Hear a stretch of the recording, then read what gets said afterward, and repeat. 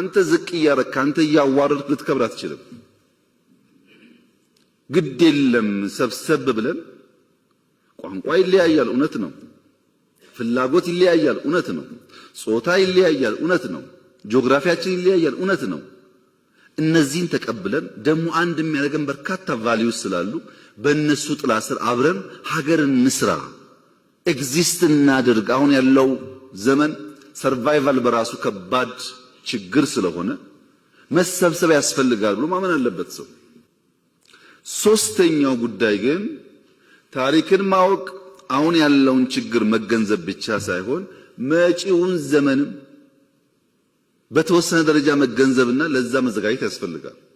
ለምሳሌ ሳይንስ ሙዚየም ያያችሁት አርቲፊሻል ኢንተለጀንሱም ኤሮዳይናሚክሱም ስፔስ ላይ ያያችሁት አውሮፕላን ላይ ያያችሁት ገና የዛሬ 20 30 ዓመት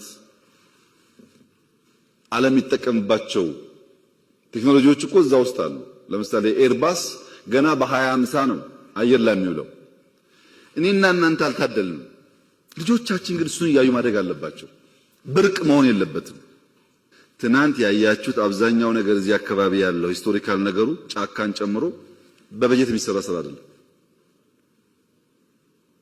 አይደለም። ለምን ገረማችሁ? እንደና እንደናንተ የተሰባበረ አገር የወሰዱ ሰዎች እኮ ወርቃቸውን አውጥተው የትዳር ቀለበታቸውን ሰጥተው ጸጉራቸውን ቆርጠው ሽጠው ለሀገሬ ልማት ይዋል ብለው እኮ የገነቡ ሀገራት ታውቃላችሁ። ታሪክ ከእናንተ በላይ ማን ያውቃል?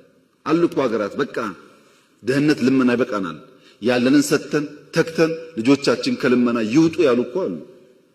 መወሰን አለብን።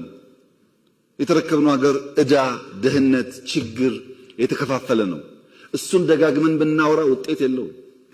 ከዚያ ለመውጣት የሚያስችል አቅጣጫ፣ ቪዥን እና ትጋት ያስፈልገናል።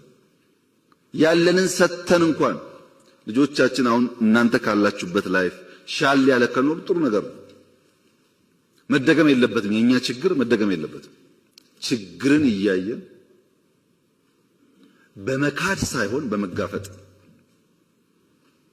በመሸሽ ሳይሆን በመጋፈጥ ተቸግረንም ቢሆን እቺን ሀገር ካለችበት አረንቋ ልናወጣ እንችላለን የሚል እምነት መምህራን ካልያዙ ማን ነው የሚይዘው ነው ጉዳዩ።